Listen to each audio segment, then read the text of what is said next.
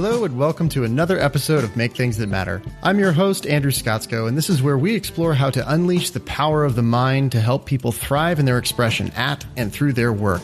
Simply put, this is about creating great things in the world and thriving as you do so.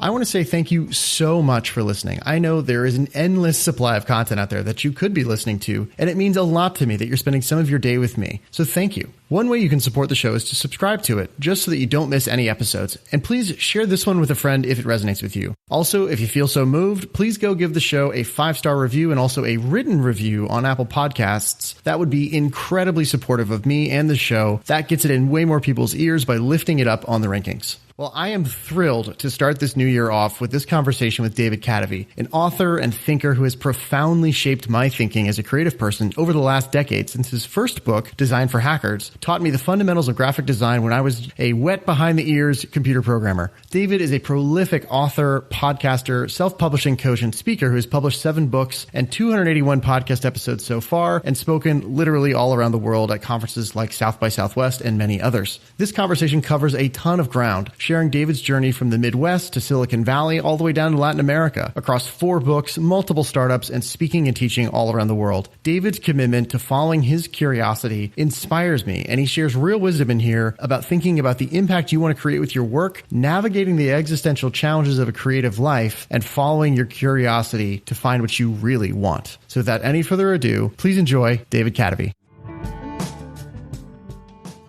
Let's dive in. David, welcome to the show. How are we doing today? Andrew, thank you for having me. I'm doing great. How about yourself?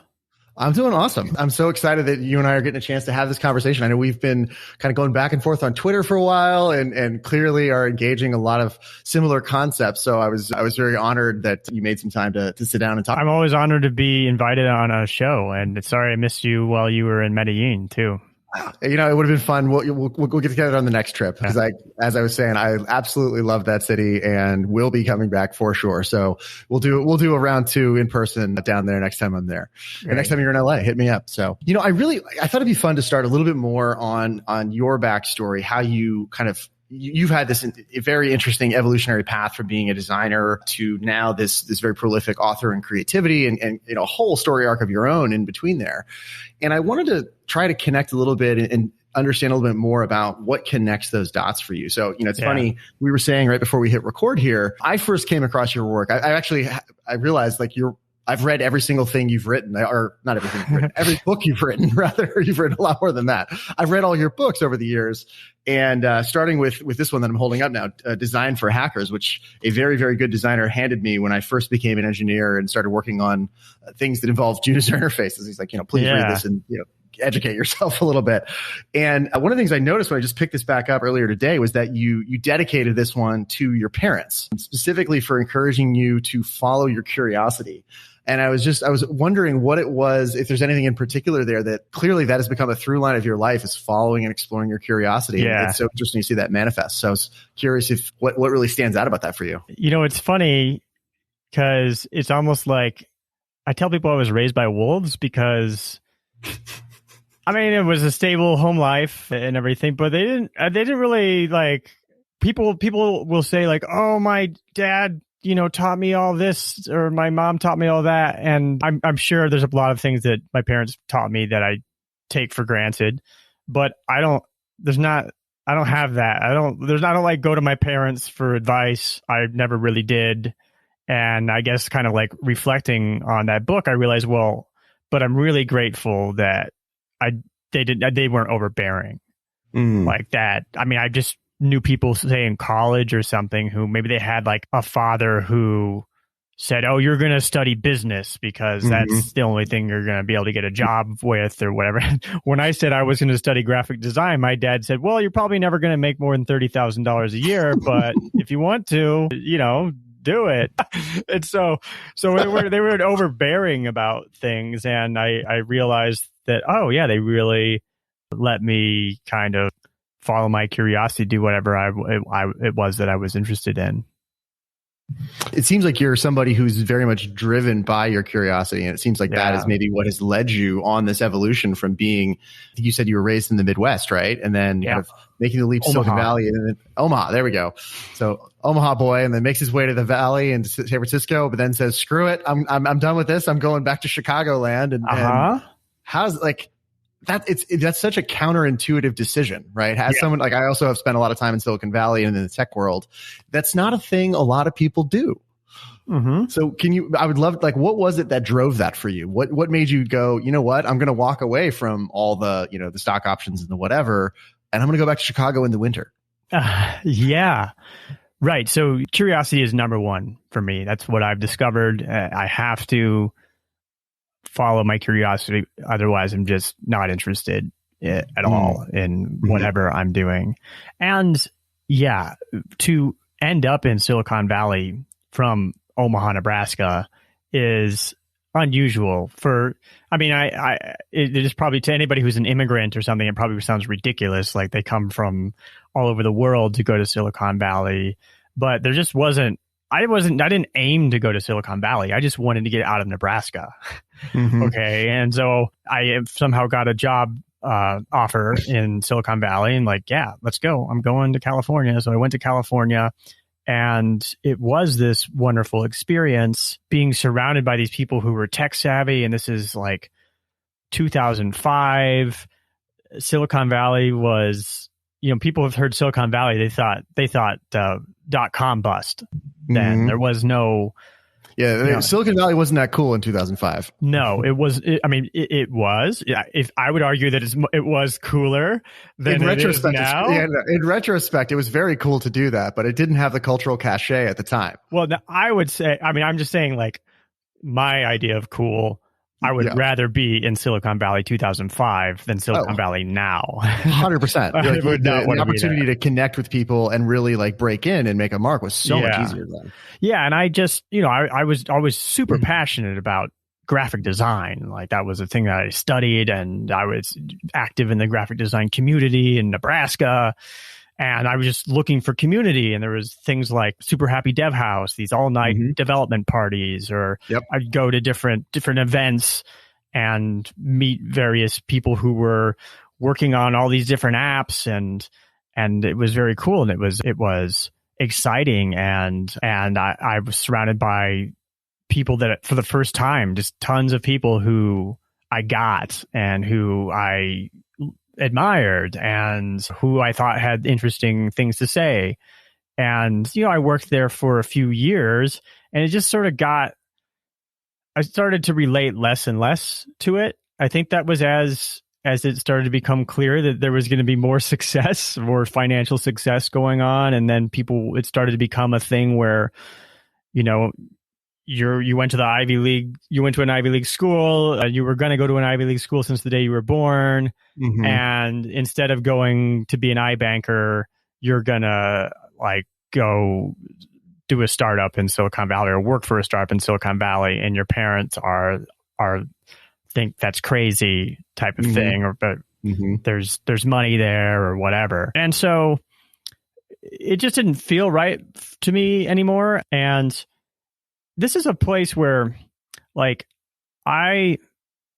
it sounds ridiculous to complain about stuff like this because I have so many wonderful privileges in my life, but growing up in Nebraska, pre-internet, or pre really interconnected globe, it was very isolating experience, especially if you're somebody who's interested in a lot of different things other than, say, college football. Driven by curiosity, like yourself. Driven by curiosity, you're just isolated, and and you feel at a bit of a disadvantage because of it. When I hear somebody say oh, I grew up on Long Island, I'm like, what? Shut the fuck up, man. You were an hour away from New York City. You have nothing to complain about. New York. Come on. Are you kidding me? Which I'm sure plenty of people would say the exact same thing to me. I was born in America, right? I know that because I live in Colombia. And but that's the way it felt. And so to be in Silicon Valley and for the first time in my life, be around people who, you went to Stanford, you went to Yale, you went to Harvard, you went to all these schools that I've heard of that only people in movies went to those schools. That wasn't like a thing Like, real that people somebody don't do was, that. nobody ever said to me like, hey, David, have you thought about going to Stanford or have you thought about going to Harvard? That was like, oh, that's for other people. And so to be Yeah. around those people and have conversations with them and to feel like, okay, I can kind of hang here on some stuff. But then there's also stuff where I'm like, this person's really boring. Like this person's like sheltered, or this person like there's Like they haven't really lived very lacks much. perspective in certain ways, and feeling that too. It was strangely a little alienating in that way. But I think that like one of the great benefits of being from Nebraska was that for me to go to Silicon Valley and try it out and work for some companies and meet a lot of people and make connections that have been valuable to me throughout the adult life and career, and then to say, you know what, this isn't my thing. I'm gonna just head to Chicago. Oh, why? Do you have a job there? No, I'm just gonna go there and rent an apartment just so I can screw around with stuff during the middle of the winter and kind of see what I come up with. There was nothing to lose. Like there wasn't, nobody was like, oh my God, you're throwing your life away, or there was no pressure there. I would love to hear about that moment, right? Because that, even if you didn't feel that pressure, there's still something very interesting to me about that moment where you're making this pivot and you're giving yourself this space and this time to, as you just said, to screw around, right? You're like, all right, I'm going to go like get an apartment in Chicago and mess around for an undefined period of time. Yes, that was the direction. That was the plan. I'm just curious, like at that time, because that clearly began, the arc you've been on since with kind of exploring creativity for I don't know how else to say it, but maybe if you have a more concise way of like, what's the through line for you? Whatever I'm curious about. Yeah. Yeah. So I'm curious, like, was there a moment where you just like, what was the moment where you said like, I've got to do this? Do you remember where you were? Yeah, actually there was. I do remember it was weird, I was 28, wasn't necessarily like the bastion of being super well adjusted and, having my stuff together necessarily. But like, I remember there was this girl that I had been dating, or this woman I had been dating for a few weeks or something. And, we had a phone conversation. She was like, yeah, this isn't working out. And it was like, I had that conversation so many times. And I was like, something's just not right about, and I even like on that conversation, for some reason, I was like, I'm going to probably move to Chicago. Like, I just sort of had felt over the California dream, I guess, trying to connect with people and realizing that I just felt like a lot of the people I hung out with, it's like in California, and I know you live in California, but it's almost like the people around you are just like, or you feel like you're a sort of an accessory to whoever is around you in their experience, rather than like connecting. And this is at 28 years old, right? Like in San Francisco. So it obviously doesn't apply to everybody in California, but having grown up in the Midwest where like there's more of a connection. There's not a whole lot going on. So you're kind of talking to the person that you're with. And a good example of this might be like, if I were to have a friend who I knew in the Midwest or something come and visit me in California, and we were going to go to dinner, and then somebody was like, hey, can I come? I would probably say, oh, I haven't seen this person for a long time. We have a lot to catch up on. And I felt like in California, it sort of felt like everybody was invited all the time because nobody was having any real connection anyway. And again, like I said, it's 28 years old. Yeah. In a hyper ambitious environment. Ambitious environment. Everybody's like very selfish and whatever, including myself. Right. But that element was certainly missing. And I think that I talked about it a little bit in the Heart to Start, where I was started to have, that was kind of a moment where I had this realization that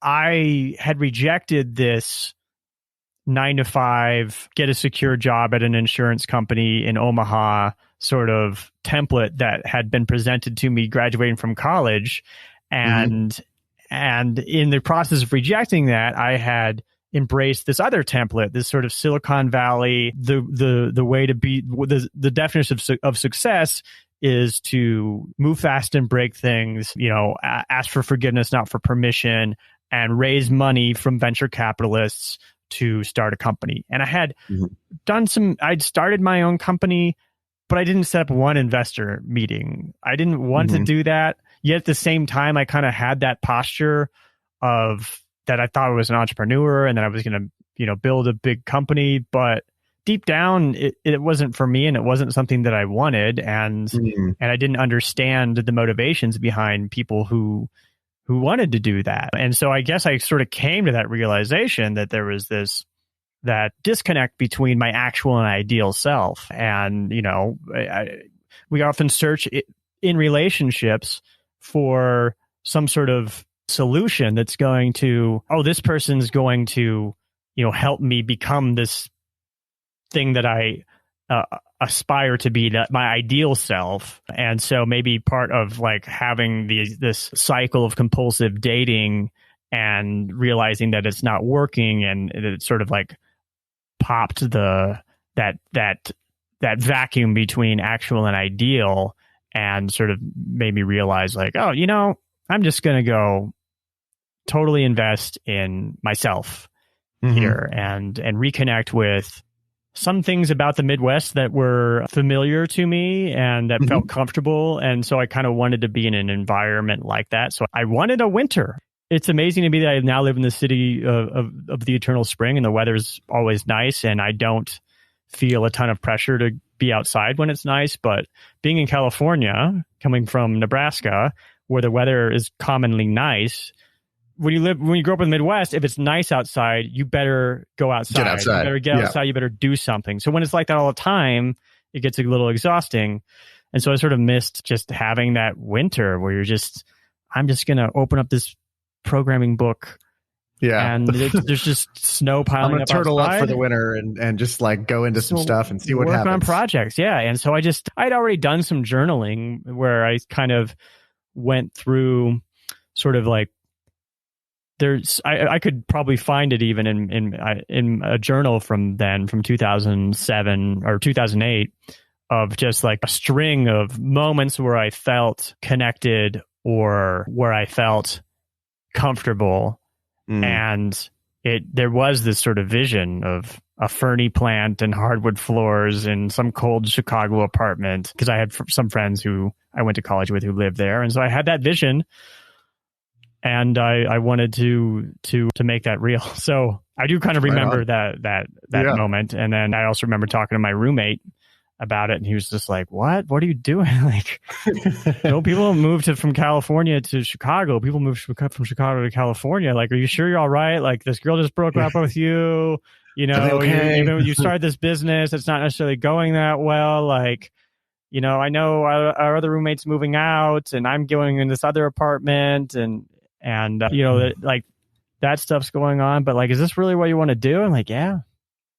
So, it's funny. First of all, kudos to you for following the impulse, which I feel like is the almost the precondition for all the really interesting things that happen in creativity, right? Like being willing to bet on your own impulses matters. It sort of opens the doorway to who knows what, but without that, like the door never seems to open. And it reminds, I had this quote I pulled out from the Heart to Start, where you talk about the idea that art is self-actualization. And the quote that I mean, obviously you wrote it, but I'm going to read it for the listener, which is, "The only way to become your true self is to find the art inside you and make it real. Your art is the best expression possible of who you really are. You make art when you take your passions, your interests, and even your compassion for others and combine them to make something uniquely yours." And then you later on say the doing often comes first, and it's only later that you realize what it all means. And so I'm curious, looking back on 10 years of this now, since it's been 10 years since your first book came out, you've done a lot of doing. When you look back, is there anything that stands out to you about what it all means? I mean, I think that is kind of what it all means right there, is that it's just the expression of, it's sort of this releasing of built up energy.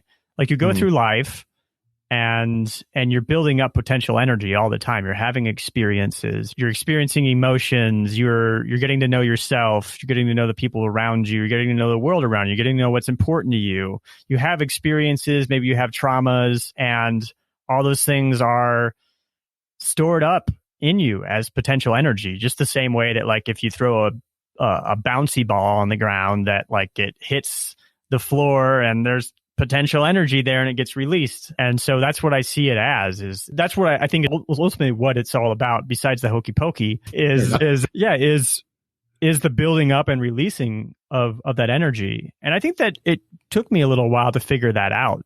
For example, with Design for Hackers. Okay, so that was 10 years ago, but that came after 3 years of personal experimentation. That was, I got fired, said I'm going to experiment. A year later, moved to Chicago, 2 more years of experimenting in that cold apartment before I get this email. It's like, hey, do you want to write this book? As a direct result of the experimentation that I did when I had no idea what was going to come of it. And so when Design for Hackers was successful and I was getting flown all over the world to speak in things, and, people would recognize me at any tech conference that I went to, and speaking at South by Southwest, and all these wonderful things that I had sort of dreamt of. There was this opportunity to, you should like start a design firm, and you should scale this brand, and, sell these online courses. And I tried some of those things for a while, but I came to realize like, no, it's the process through which I arrived at that book idea that's what it's all about for me. Like, I don't want to do the scaling up of the brand and let's have an agency too, and let's sell a bunch of online courses. I want to go back to the cold apartment in Chicago where I don't know what's going to happen, and experiment, and then see what the next thing is that appears from that. And so it's just been the repetition of that process.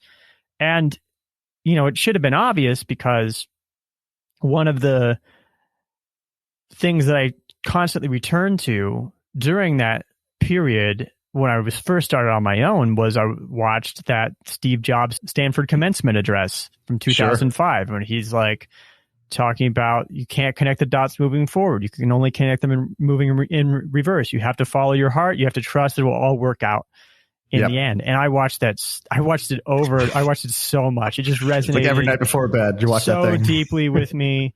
And so that's what I tried. I tried to listen to that. It's like, okay, I'm going to follow my curiosity, trust that it will work out in the end.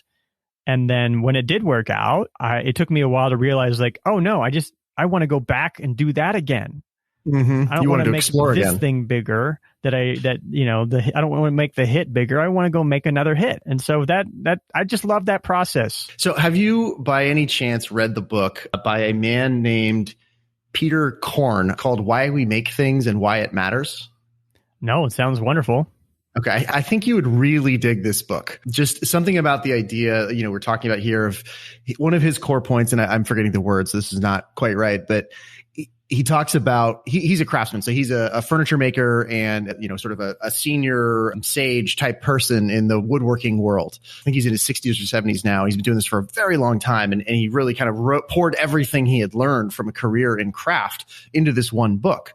And one of the things he talks a lot about is that whatever the medium, whether it's wood or clay or words or whatever, that ultimately the artist or the maker goes into the studio trying to make a thing, but really what they're really making is themselves. Like they go into the studio to come out a different person. Yes, I totally agree with that. I mean, it's a therapy, really. It's like it's a self-development thing. Is self-actualization, is discovering who you are through taking who you are and turning it into something that you can show to the world and seeing how the world responds.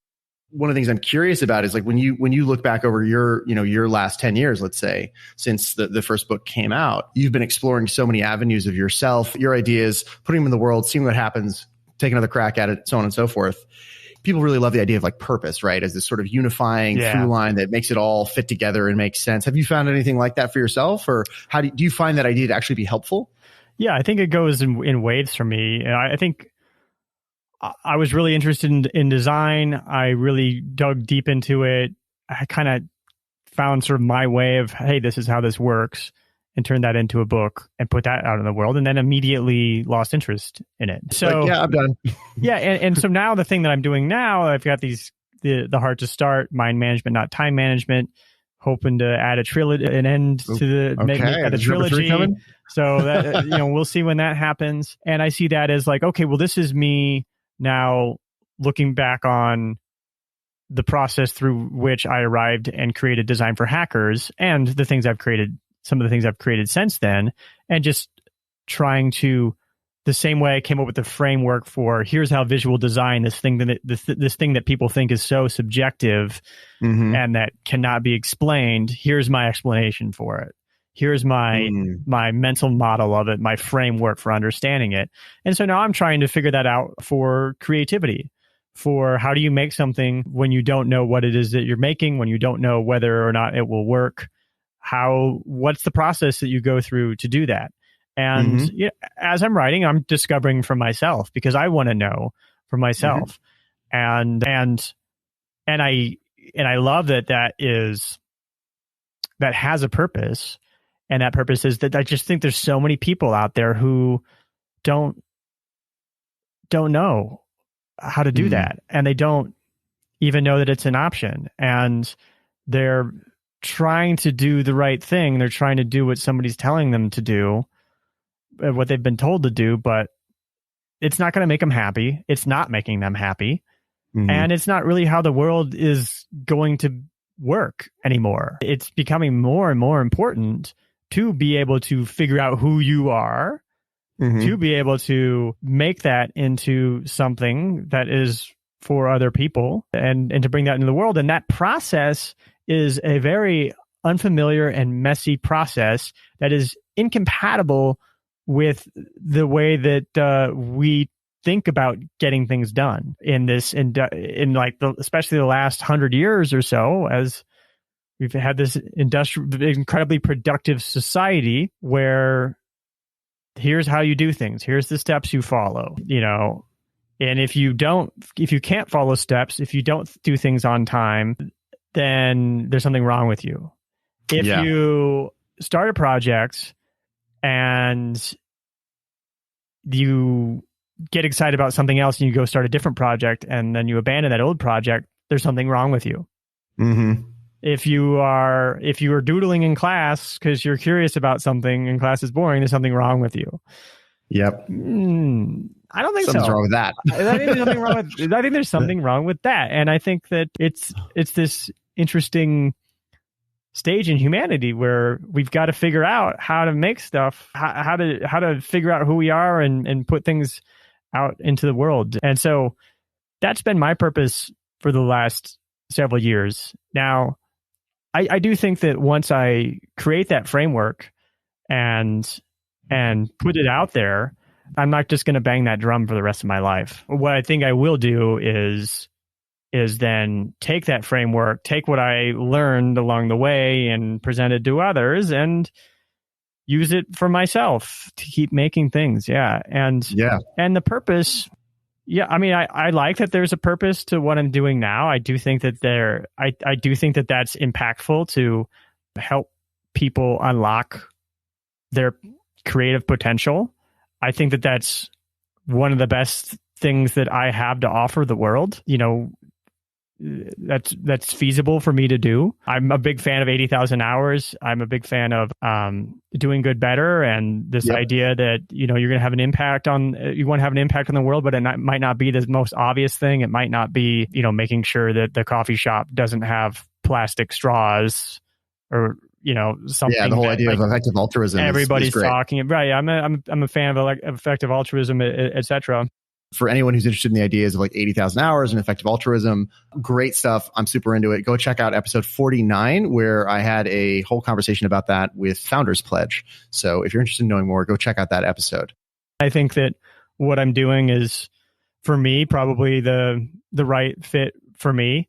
But then after that, I don't know. I don't even know. I don't know if the things I do later have to be impactful. I mean, I think that we're all so tired from this pandemic. I think we all have so much moral fatigue, thinking constantly about what are the second and third and fourth level impacts of our direct actions, that we're just exhausted. And I'm one of those people myself. And after this, it might just be whatever the hell makes me happy.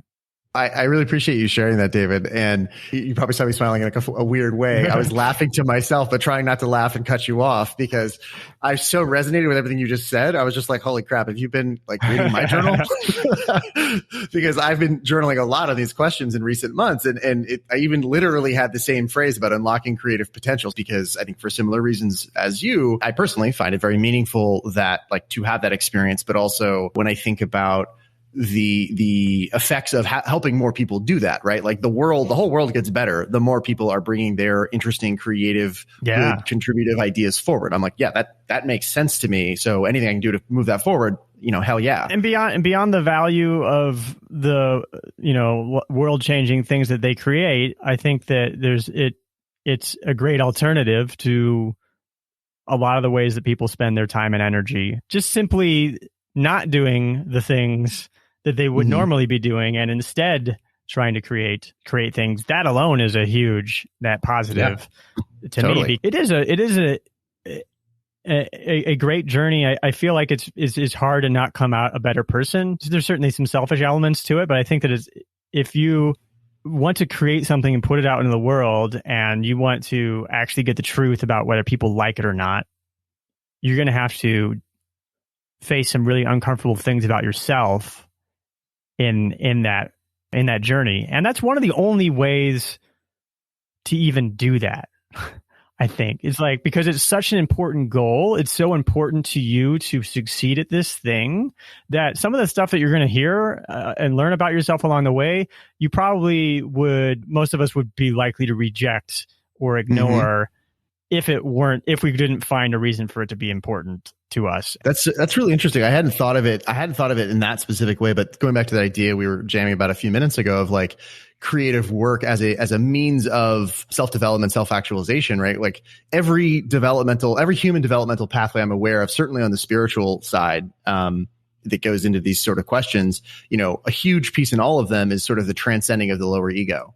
And I don't know anything that will force you to deal with your ego like putting stuff in the world that you made, because that can be quite brutal. And it's gut-wrenching. It just seems like it can be absolutely gut-wrenching. Yeah, you're like, holy crap, this is my baby, and they might hate it. I mean, to have a podcast, for the first 2 years of having a podcast, I really felt like I was getting punched in the stomach every time that I looked at my like download stats. Yeah, I know the feeling. Just like what the hell am I doing wrong? Like how crazy am I that I'm like spending all this time and energy on this thing, and if it's not resonating, or what am I doing wrong?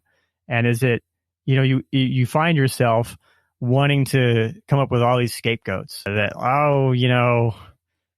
such and such, this other podcaster, they're cheating, or what else might come up with? Oh, I can't get this person didn't want to be on my podcast, or oh, I can't believe this guest didn't share it on Twitter or something, or whatever. Try to come up with some sort of thing, but really it all comes down to you have to be so good that they can't ignore you. And Cue Cal Newport. And and you can be Cal Newport, right? And that's from Steve Martin. That's a Steve Martin quote, right? And if you read his book, Born Standing Up, that's a great journey that he went on. I mean, any stand-up comedy, it's just it's amazing to hear those stories. That's just such a brutal, like, get up there. You're like a fish on a cutting board, and you're just terrible if you've been doing it for 10 years. You're kind of just starting out. Like you just have to constantly be like, well, I'm just not good enough. And at the same time, you have to also be like, I am enough as a person. I am enough. This does not make me a bad person, or there's nothing wrong with me as a person, but my work is not good enough. Yeah. And even though there's certainly a lot of chance to it, there's a huge element of luck, but and you can totally be good and be toiling away in obscurity for quite some time. probably not forever. If you're good enough, like you're going to get noticed eventually if you're presenting the right thing. And so that's just such a satisfying sort of challenge and thing to go back to over and over again. It's like, all right, well, this is as good as I can get. This is as good as I can make it. I'm exhausted. I can't make it any better. And then you just take a breather and you're like, all right, I can make it better. What do I do? Take a nap. Try again. Try this. Yeah. And, just doing that over and over again is quite the self-development tool, I think. And I think that it's something that I wish that more people could experience. Yeah, 100%. It's funny. You just gave a whole bunch of illumination to a statement that I've been thinking about for a while. So way back in the podcast, I had this conversation with a woman named Amy Edmondson, who is a global expert in the topic of psychological safety and how do you build the kind of culture within a team or an organization that really brings forward the best in people. And she's amazing. I think it was episode number 9, and we'll link to all this stuff in show notes. My point is, there was something that just kind of came out organically in that conversation that I think you just gave a beautiful, you just put some meat on the bones. And it was this idea where we got into this conversation about what is work for? And we were talking about this in the context of just work generally speaking, but I think it's more interesting to look at it in the lens you and I are here of what is creative work for? And the answer that kind of organically, spontaneously came through me that I've been sticking with ever since is that it's a platform to develop and express who we are in service of something bigger than ourselves. And as I listen to you talk about this, I'm like, yeah, that feels right. But I don't know if it has to be bigger than ourselves ultimately. Okay, cool. I think that's nice. I think that's good if it is. I try not to make that the aim, I guess. I worry so much about I really do think that social desirability bias is a really dangerous thing, and it causes a lot of damage. And I wish people say more about that. I'm not familiar with that bias. Yeah, so it's just the idea that for example, I think I learned it from who he wrote The Case Against Education, Brian Kaplan. And which is what? Case against education? What? Are you kidding me? You read the book and it's a really well-formed argument that hey, we're spending a ton of money and this actually education doesn't necessarily work, and all the stories that we have been proven otherwise. And so he talks about social desirability bias, and that's that knee-jerk reaction right there of what? No education is a waste of time and money? How could that possibly be? And I don't know how much damage it does, but I guess it goes back to this, it's such a loaded word, but this idea of a virtue signal, which is weaponized by people who don't have necessarily good intent, but it's actually, I think there's actually some damage to that idea, I guess. Look at the damage that Elizabeth Holmes did, defrauded people from tons of money, harmed people with the false blood tests, etc. This is the Theranos story, right? Right.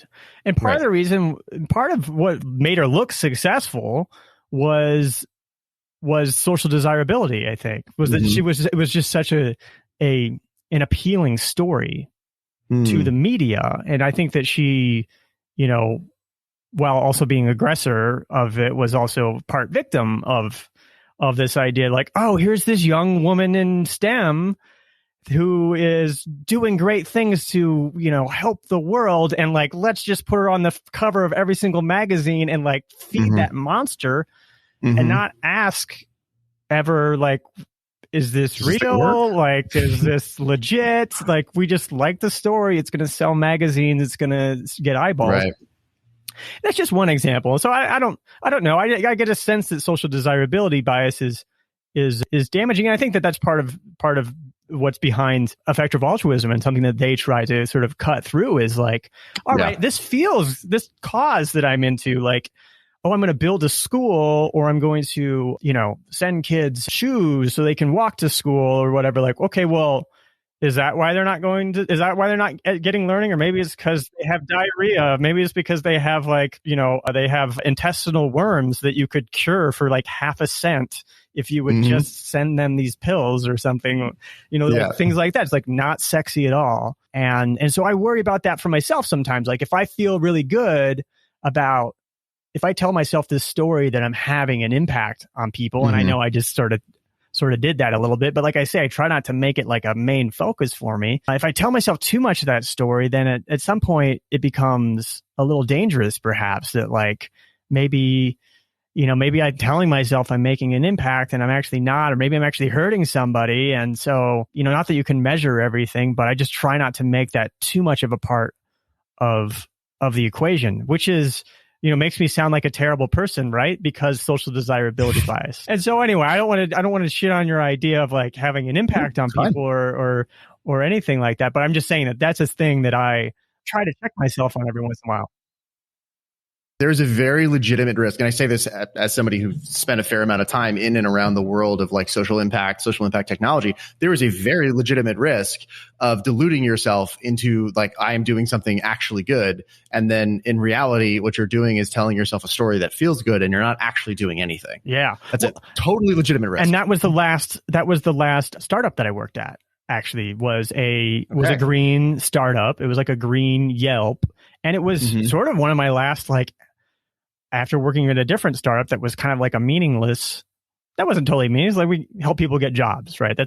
That's actually probably more impactful than whatever we were trying to do at this other one where we're like, okay, this is, product reviews for all these eco-friendly products and stuff. But like the more that I like hung around with that crowd, the more like events or whatever I went to, and I just like, what? Like, this is just consumerism dressed up as greenwashing, right? It's like, this is just consumerism dressed up, not even greenwashing, though. Like, greenwashing is like an intentional kind of thing, but this is just delusion. This is just not doing the math on like whether the thing that you're doing is having the impact that you purport it to. Now, my feeble solution to that is to just not purport that there's an impact at all, I guess. but yeah, so yeah, I was in that world too, and I got a little jaded from that. Totally understandable. I have direct experience with exactly what you're talking about in terms of like you look at and you're like, is this all bullshit? Yeah, I'm not sure. I totally get that. I want to tell you though, and so that hopefully this won't get us too far off, but have you seen the book Work by James Sussman? No. So I'm just sort of beginning to read it, and there was a great conversation with him on Ezra Klein's podcast, and he's this anthropologist who has spent a lot of time with, I guess they were called the Bushmen, but they're the Jumwasi. Like I don't know how to say it the way that he did it. It's the way it's written is like there's a slash and there's a comma, but that's the way he was kind of saying it on the podcast, and like realizing that these hunter-gatherer tribes. There used to be this story that these hunter-gatherer tribes are like, oh, they're like on the edge of death all the time. They're on the edge of starvation. And no, it turns out, they work like 15 hours a week getting all the food that they need. And then like another 25 hours a week, maybe, working on their house or stuff like that. And they actually have quite a bit of leisure time, and they have a very laid back lifestyle. And that this whole idea of scarcity that our market economy, capitalist economy is built around is not, an economic necessity necessarily. And that it is possible to not operate under that calculus and still gain sustenance. But one of the more interesting things is like way early in the book, it's quite esoteric, where he starts talking about entropy, this idea that everything will eventually become level, like it'll just be all chaos, right? And that work isn't necessarily us trying to gain any sort of sustenance or meaning, or even in the animal kingdom, like that this bird just keeps on making these nests. And supposedly it's for a mating advantage, but it turns out that no, actually it doesn't. Like these nests don't actually make a difference in their reproductive success. That maybe it's really just they have the extra calories, and so they're kind of reconfiguring to help the process of entropy that is taking place in the universe. Not to fight entropy, but to that be part of the process of entropy. Oh, that's interesting. Because as I was listening to you, two ideas from other places sort of fused in my mind. So I'll offer them up and I don't know, see where they take us. I'm thinking of the book Flow by Mihai Csikszentmihalyi. Sure. And all of his work. And then at the same time, I'm thinking about a book I'm reading right now, which is The Time Paradox by Philip Zimbardo. And where those smash together for me, relevant to what you just said, is this idea that, and this may not be what you're saying, but I'm not sure, is this idea that there is a sort of inherent unstructuredness or chaoticness to the reality in which we live. We seem to have an innate drive, or we feel better when we are able to impose order on that chaos. And like Csikszentmihalyi talks a lot about providing order to consciousness. That reminded me of the Philip Zimbardo time paradox thing, because he was just talking about how one of the essential functions of work for people is to provide structure to the day. Right. Yes. Provide structure to the day. I guess there's still this part of me that's like a little nihilist. That's a little bit like, life doesn't really have meaning, and you're in humans. We think that we're great, but we're all humans, so obviously we think we're great, and we think that more humans is good, and we think that what we're doing here is good. And maybe we're wrong about all that too. So this is probably frustrating to listen to. These are thoughts that I have. So while I do try to have some purpose to my life and work, and I feel a sense of purpose about it, part of me is also like, well, but also maybe none of it matters. Yeah, I think it's a valid duality to hold in our minds. For me, the purpose thing is ultimately more of an intention, right? It's something you hope, but we never can be totally sure, frankly. Yeah. So that's kind of how I settle out with it. I want to switch gears here and talk a little bit more about your book. I want to explore more of your book, Mind Management, Not Time Management. Yeah. I really, really resonated with this book. And one of the things that so made sense to me was, and I think you mentioned this already in this conversation, was this idea that we come out of a society that's steeped in 100 years of Taylorism and scientific management, and there's a right way to do everything and just follow the steps and blah blah blah. And that system kind of breaks when we're talking about creative work, right? It is a non-linear, unpredictable. Totally breaks, yeah. Yeah, it just doesn't work. And so when I saw that as the premise of your book, it just so resonated with me. And I'd love to have you talk a little bit more about how this transition is happening, because it seems like I feel like you're on the front wave of something with this, because I feel like I'm seeing the core point you're pointing to in many places at once. Yeah. So I was curious, like, how did this emerge for you, and like, how did this one come into being for you?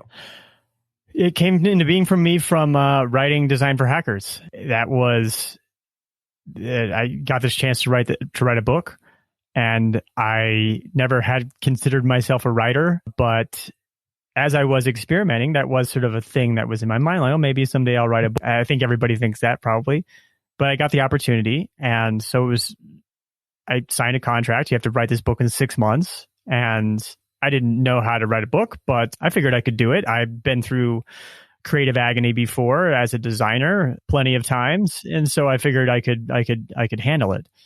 But it turned out to be much harder than I expected, and it was frustrating to me that I would spend it took over my life. I cut out my social life. I locked myself in my apartment. Probably none of that stuff was good for me. In fact, I think it was harmful, but that's kind of what I needed to do to make progress on the book, was sit in front of the keyboard and really feel agony and feel sort of doubled over in actual pain trying to get some writing done. And then every once in a while, there would just be this moment where I would hit that flow.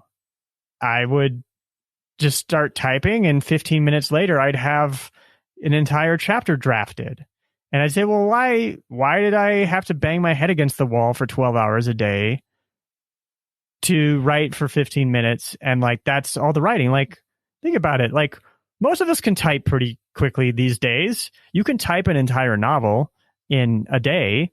Ask anybody who's tried NaNoWriMo and has written a novel in a month. Like, that's hard to do. It's hard to write a novel in a month, and it usually doesn't even turn out that good. But you could type the whole thing in a day. So where's the value here? The value is in the ideas, right? And so, and a lot of us have had those moments too, where we just have that aha, and we everything, we have this clarity, and there's been wonderful inventions done that way, where there's just something appears in somebody's mind. Paul McCartney writing Yesterday, or Goodyear coming up with the galvanization of galvanized rubber. Just these happy accidents, the discovery of penicillin, the creation of the microwave. These things that just happen in a moment's notice. And so, does that process, do you have to just wait for randomness to come, or can you kind of engineer things, arrange things around so it starts to come a little bit easier? So for me, with writing that book, I started to experiment, and I started to, by the time I was done writing that book, have the beginnings of this sort of perpetual creativity machine where like I was doing research and getting certain things in place in preparation for a writing session, and then sitting down at that writing session and then actually having the writing come to me because it was ready. I had done the proper steps ahead of time to be ready for those insights to come. And so when the smoke cleared on that process, I really started to dig into the neuroscience, the behavioral science.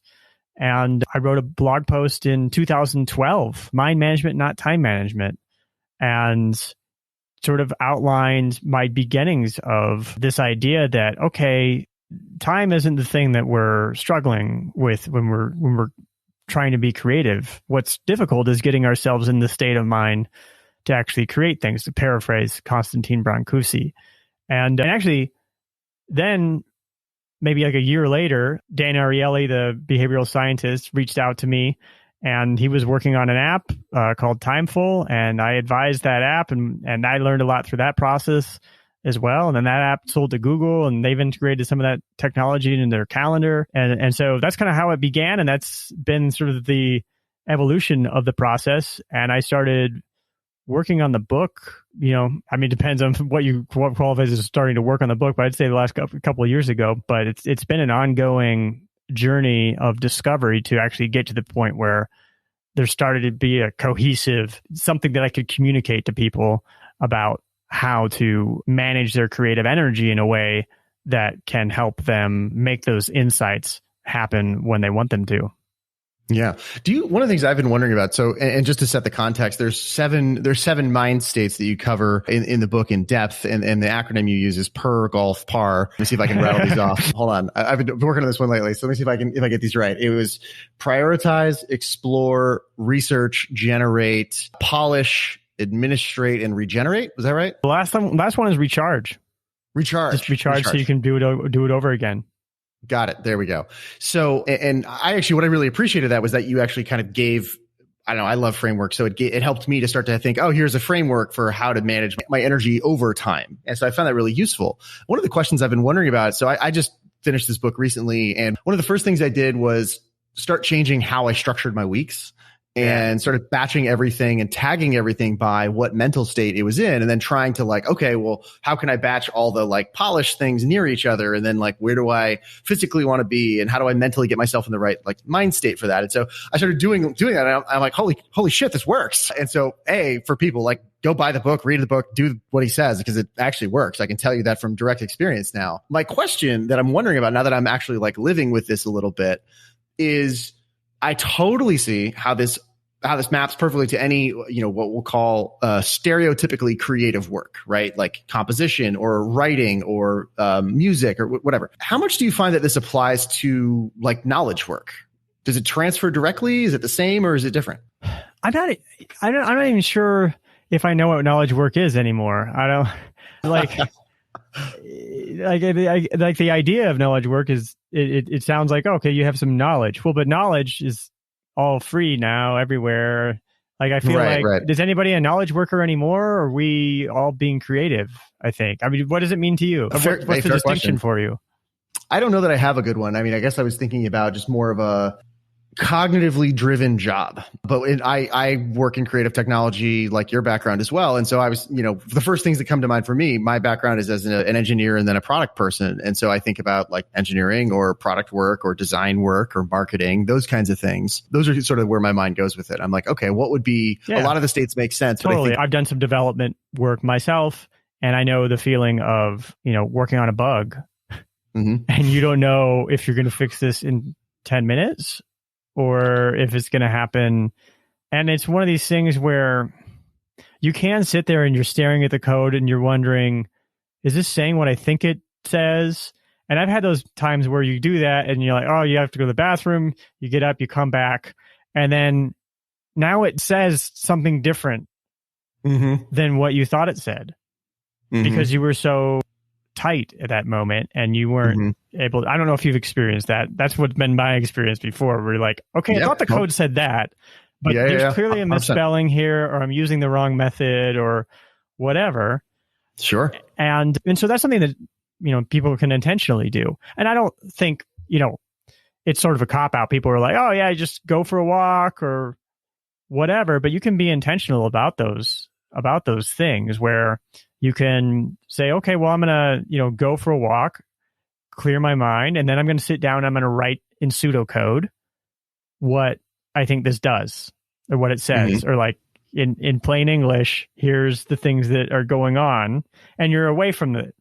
And then maybe if you have a chance, if you can sleep on it, that's great, because like using sleep to solve your problems for you, that doesn't sound right, but you're using sleep, as they say in Spanish, you hear the expression sleep on it, as they say in Spanish, consultar la almohada, consult the pillow, consult your pillow. And it's an extremely powerful thing. Or even taking a napping on a problem, like actually being intentional about these things. I think a lot of these elements that are, they're great for creative work, but you can use it for all sorts of things. And I have some examples in the book even where I talk about using it for decision making. I use it for planning trips. So planning trips is, I don't know what it's like for other people, but I find it very difficult. You're trying to figure out what are the right routes to fly, which airline should I fly, where am I going to stay? And then there's all these different moving parts. Well, if I fly on this airline, then I'm not going to stay in that hotel because it's not in that city, or the one that's in that city isn't good if that's where my layover is and I have an overnight layover. There's so many different moving parts there. And to sit down and try to plan all of that at once is totally exhausting. And so it's one of these things that I allow to incubate, where I'll sit down and like type out, a few different itinerary possibilities, just like broad strokes, and then kind of say, all right, well, you're looking for a reward flight for this flight. So it isn't available right now. So here's an action item for next time you look at this, to look at this reward flight, to conduct this particular search. And when you step away from it, you let some time pass, you come back to it, that stuff incubates. There's that passive genius that somehow like it's all just more clear. And so if you, instead of trying to fight your way through any sort of decision or very complex thing that you have a lot of different moving parts for, that you need to reconcile with one another, instead of like trying to power your way through those things, just kind of giving yourself the minimum creative dose of, it was the expression that I use, of like, okay, what are the basics here? I'm not trying to solve the problem. I'm just trying to like feed my mind with it, and then step away from it for like, and you don't always have this luxury, but great if you can have a couple days, if you can have weeks in between. That's why we would do a trip planning. Oftentimes I'm planning trips like weeks in advance. And so it's like every Sunday I'll spend like 15 minutes on this trip, and it's just so much easier, so much less exhausting, and you let your subconscious take care of a lot of it. Language learning, I have used it for learning Spanish. I continue to use it for learning Spanish. When I first started learning Spanish, I watched the first 20 minutes of Y Tu Mama with breakfast every morning. Viewer discretion advised, and it wasn't trying to like understand it, because if you're sitting down, if you want to sit down and like watch the movie and try to understand it every single time, like it's going to be exhausting. But it's just like letting it play, like while I'm eating. And then eventually there starts to be these bites, these sound bites in your head. And then you run into situations where you're like, well, in the movie they said this way. So maybe I say this way. And then you can start to get this grab bag of pieces to fit together. My partner and I, she doesn't really speak, she's not a native English speaker. I'm not a native Spanish speaker. So every day we read one page of a book, me in Spanish, her in English, and we read each page like 3 times. And so, and it's really interesting how, especially if we have like a couple days break for some reason that we don't get the reading, we like go on vacation or something like that, and we come back, it's amazing how like, oh, it was so hard to read that 2 days ago or a few days ago. And now I'm just like, boom. And the fluency just starts to come. And so instead of just trying to power through things, giving yourself that little tiny bit of the minimum creative dose, what minimum thing that you need, and allowing the passive genius, allowing the incubation to take over. We just don't do enough of that, I don't think. And I think that that's something that applies to all sorts of sort of cognitive activities that are happening in knowledge work when it comes to solving problems, understanding a situation really well, a skill acquisition, things like that. In the book, you talk about trying to match, let's say you have a task or some bit of work you want to do, and you've identified it's in a certain mental state. And then the game is a little bit of like, how do I get myself in that mental state? Some of that is time of day. Some of that is location. Some of it is just biology. And I'm curious, like beyond, you talk in the book about changing your physical environment, right? You talked about going to the like 95th floor in Chicago with this great view for like really kind of expansive thinking and so forth, which makes total sense. And I think everyone's had that experience of like, wow, I just had this, my mind opened up. And I'm curious, beyond I think the physical environment one is great. And people should definitely listen to the interview you did with Donald Ratner. We'll link to that in the show notes. His book is fantastic, super cool stuff about environmental psychology. I had never heard of it until your book, and I totally enjoyed that. But I'm curious, beyond, it's super cool. And his writing, by the way, is hilarious. I really enjoy his writing. Just like the phrase, there's a phrase in there, optimal curvaceousness. I remember that. And I just like, I can't get it out of my head about this. Like he's talking about rooms. Anyways, my question is, beyond changing one's physical environment, what are some of the ways you have found to be, either for yourself or maybe from readers or people you talk to, ways of getting ourselves in the appropriate mental state for the task at hand?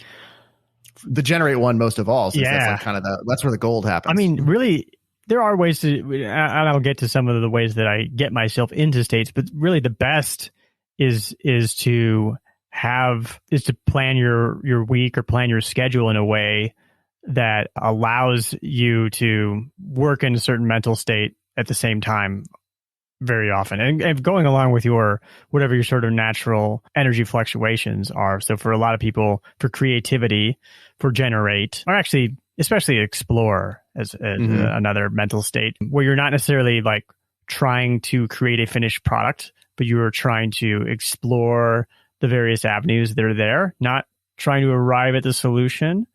But that's a great time for the morning is a great time for that. When you're groggy, haven't had coffee, you feel like you can't think, part of that is maybe people having too high of expectations of what's possible from them. You can get some amazing ideas from those sort of situations. For actually getting into a state when you're not in it, I often try to just recall a time that I was in that state that I want to get into, and just having just taking a moment to concentrate and imagine and visualize what that was like to be in that state. If you're somebody who is maybe struggling to get into a certain state during a certain activity, that's something that you can sort of reverse engineer. There's a story I tell that's from Josh Waitzkin's book, The Art of Learning, where there was an executive who was having trouble focusing during meetings. And so he asked the executive, well, when is it that you feel that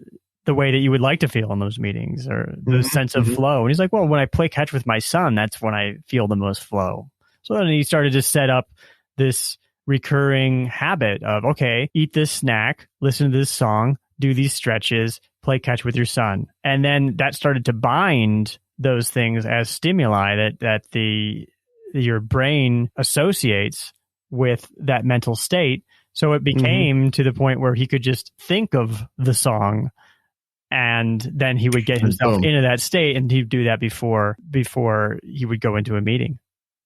So it seems like a lot of this is predicated on the idea on these sort of associative links, right? The idea that we get like into a rhythm and we start to associate certain things with certain states, that makes sense to me. Although I'd been thinking of it a little bit differently. I think I'd been assuming that there were, certain times of the day, at least like speak for myself, that were just going to be better for certain types of things, right? I mean, that's true. Okay. I mean, it's not like, there's certain times of day that are going to be better or not optimal for things, but sometimes you have these non-negotiables. It happens like, for me to have a podcast interview, for me to speak on a podcast or have a conversation like this, we're having it in the afternoon on a Thursday, a perfect time for me. But sometimes there's somebody on the other side of the world, and like it's going to have to either choose to do it late at night when I might be starting to wind down, or it's going to have to be early in the morning. And then those are situations where I'm somebody who drinks very little caffeine. I can't remember the last time I had caffeine, to be honest, but I'm sure it was sometime in the last 6 months. But, if I'm in a situation like that, I might take half a cup of green tea, and, I save it for those moments when I really want it. Or I might take some theanine, or something that I do before every podcast conversation or recording that I even did before this one is I have a specific set of warm-ups that I do for my voice and for my mind as well. It's like improvisational things. And that's something that you have to sort of customize for every situation is what are the steps I'm going to do to get into that state? Like you might do it if you're playing a sport, like there's these exercises or these things that you practice before you every single these are the things that you want to get a feel for, like before.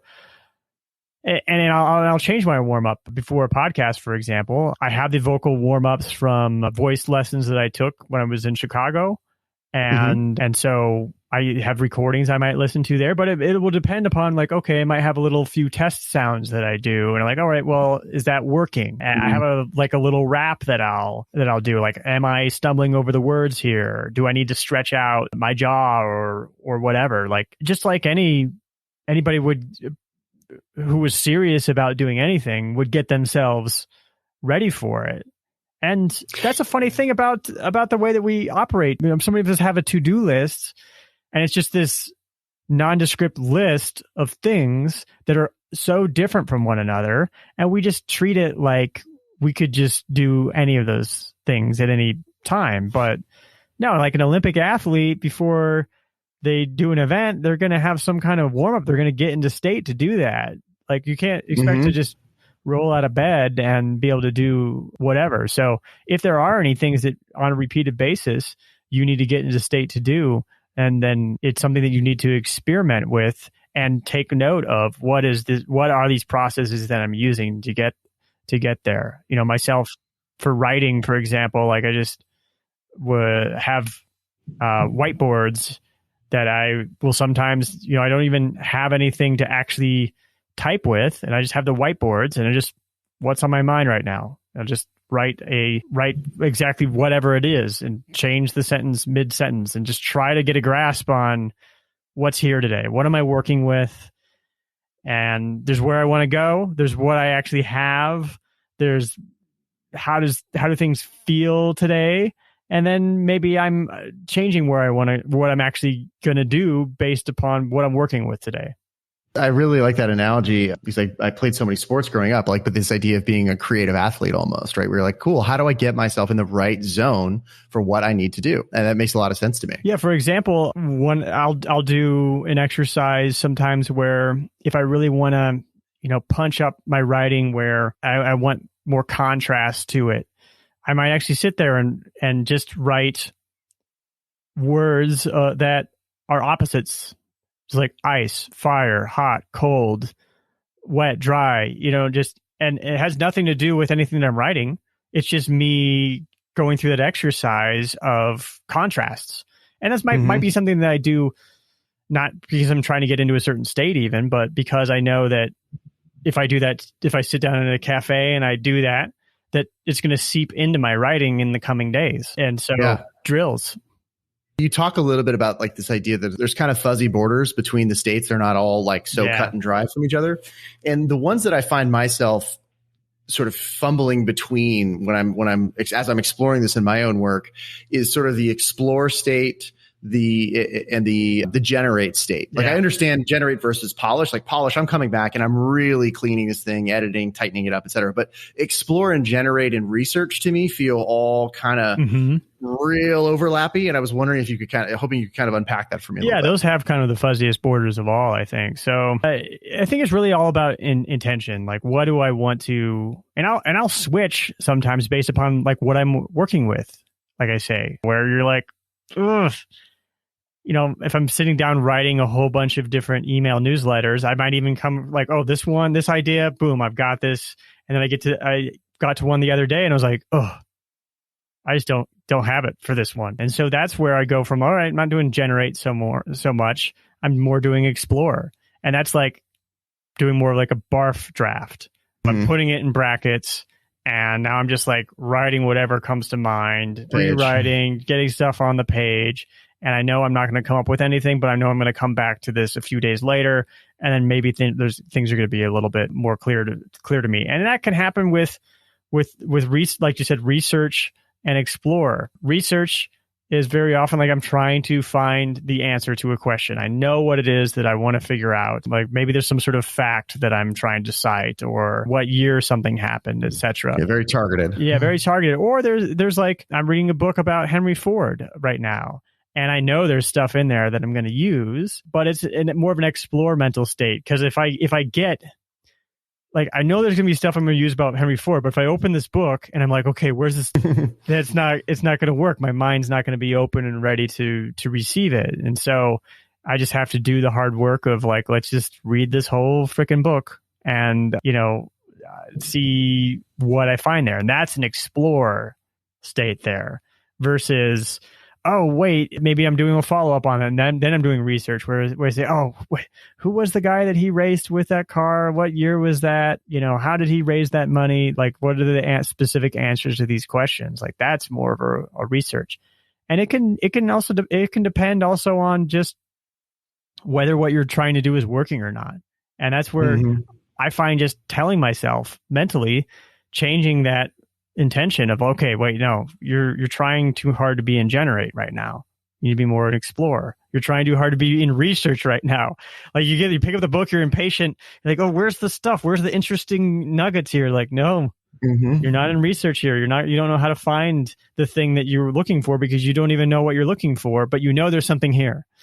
Yeah. Even if you don't know there's something there, even if you're just, and that's where like there can be a fuzzy border between explore and recharge. Like I enjoy reading nonfiction. I enjoy reading the book about Henry Ford. It's recharging for me, but at the same time, it's exploratory. And so there's some flexibility there. I think I had been a little too narrow or rigid with my framing around it, where I was thinking certain of these states are divergent, certain are convergent, but it seems like it's actually not that simple because I'm thinking about generate, like generate could be either one, right? Like you could be in a more divergent state of generativity or it seems like you could be a little more divergent, or you're saying, all right, I have explored all my stuff and I have all the Lego blocks on the table and I am now putting this thing together and generating something with it that I'll edit it and polish it. Does that stack up with how your experience is of it? Some of it sort of depends.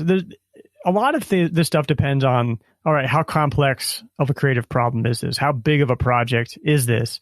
How familiar am I with this? Have I created this type of project before many, many times? So my Love Mondays emails, my newsletter, it has like a certain format to it. They're not all the exact same, but I've created a number of those, and it's not a long project necessarily. But a book, like it takes a long time, and I might even be in Generate where I'm creating just articles in Generate.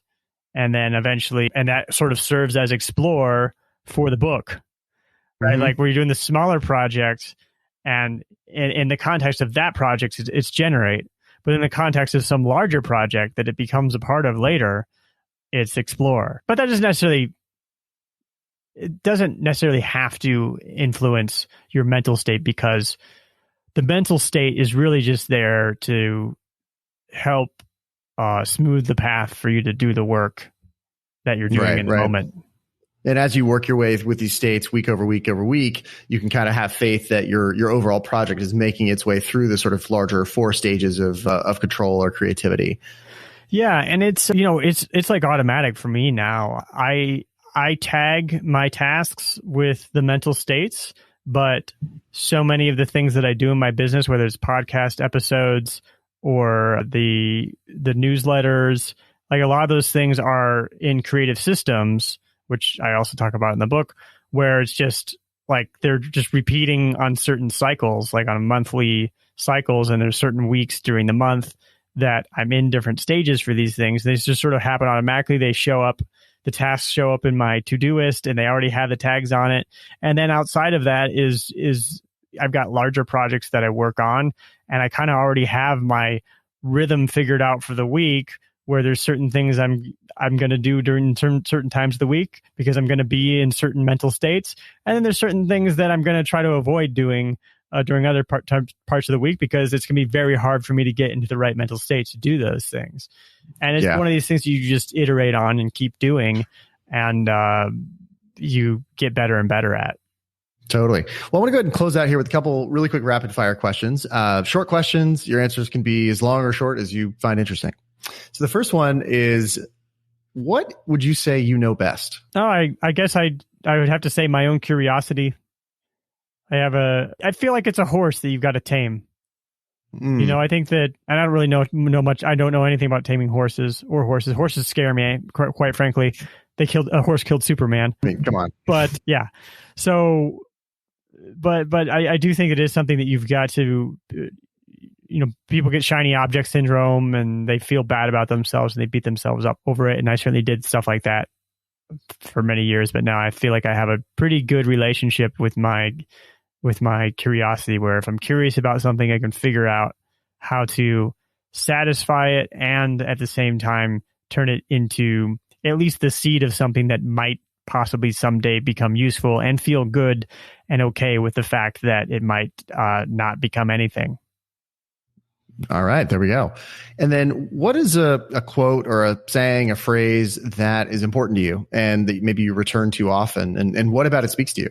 Yeah, I think one that I like a lot is Maya Angelou. I don't remember the exact words, but I believe it is, do as well as you can until you know better, and when you know better, do better. Because I think that's one of the biggest enemies of creating anything, is that you don't think that it's any good, and so you don't get finished with it, you don't ship it, and you go on to the next distraction. And there's also a paradox to when you work on a project and you get to the end of the project and you're ready to ship it. By definition, you can already do better than what you're about to ship, because you learned while doing the project. And so there's a paradox there, and you have to learn how to get over. You have to learn how to ship things, and some part of you says, "Oh, this sucks." Yeah, absolutely. One of the things that I operate off is that it's the questions we ask ourselves that shape a lot of how our lives go. And I'm curious if there is a question that you would have the listener start asking themselves on a regular basis that you think would help them. Yeah, I think the question, is this what I really want? I think I have forgotten to ask myself that so many times. And often when I do ask myself that, I realize, oh, it's actually not what I want. I want something different. And so when I find that thing and pursue it, I'm much happier, and I find myself in a more interesting place, I think. Awesome. All right. Well, David, just in closing out, first of all, thank you for your work. I obviously, without my even realizing it until we were getting ready for this conversation, you've been an input in my process for almost a decade now. So thanks for all your work, and keep it up, and much gratitude to you for that. Is there anything you'd like to leave the listener with just in closing out? No. Well, Andrew, thank you so much for having me. It's been an honor. It's been an enjoyable conversation. I encourage any listeners who've enjoyed this to listen to my podcast. Love your work. Boom. Done. We will link to all that in the show notes. Well, David, thanks again, and keep up the great work. Thank you. Thanks for listening. If you enjoyed this, I'd be so grateful if you could do me a favor and take about 25 seconds to leave a rating and review on Apple Podcasts. That helps me reach way more listeners, and it also helps me bring you more great guests. As always, please feel free to reach out to me anytime at connect@makethingsthatmatter.com. And until next time, my friends, leave them better than you found them. See you out there.